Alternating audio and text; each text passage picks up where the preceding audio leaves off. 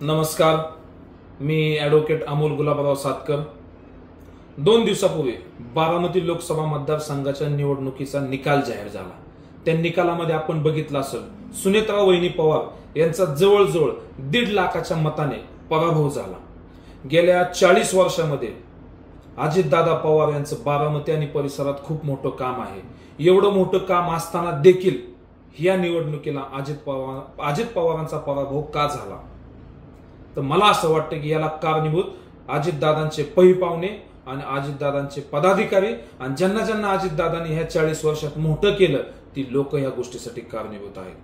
अहो, गेल्या 40 वर्षात ह्या भागात कारखाने असतील, कारखान्यावरती चेअरमन अजितदादांचे पै पाहुणे, बँकेवरती चेअरमन अजितदादांचे पै पाहुणे, विविध संस्थांवरती चेअरमन अजितदादांचे पै पाहुणे, म्हणजे मार्केट कमिटी असेल, ज्या ह्या भागामध्ये ज्या संस्था आहेत त्या संस्थेवरती चेअरमन हे अजितदादांचेच पै पाहुणे होते आणि त्या अजितदादांच्या पै पाहुण्यांनीच या निवडणुकीला अजितदादांचा घात केला।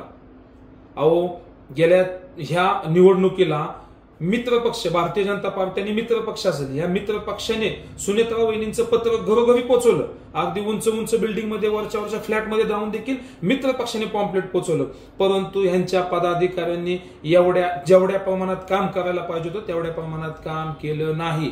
यांचे पदाधिकारी हे झलकीगिरीत गेले। यांचे पदाधिकारी कुणालाही मोजत नाहीत, सर्वसामान्य जनतेला मोजत नाहीत, कुणालाही मोजत नाहीत। केवळ ह्या पदाधिकाऱ्यांमुळे ह्या निवडणुकीला अजित पवारांचा घात झालेला आहे।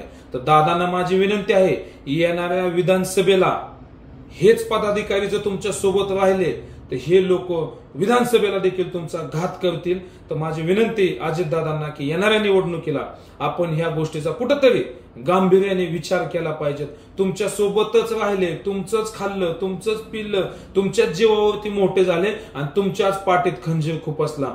आम्ही मित्रपक्ष कधी तुमच्या सोबत नव्हतो। ह्या निवडणुकीला तुम्ही आमच्या माननीय महादेवरावजी जानकर साहेबांना परभणीतून तिकीट दिलं, आम्ही प्रामाणिकपणे तुमच्या सोबत होतो। इथून पाठीमागे आम्ही कधीही तुमचं काम केलं नव्हतं। आयुष्यात पहिल्यांदा मी घड्याळाला मत केलं असेल, परंतु आम्ही प्रामाणिकपणे तुमच्या सोबत उभा राहिलो का? आम्ही ज्याच्यासोबत जातो त्याच्यासोबत प्रामाणिकच राहतो।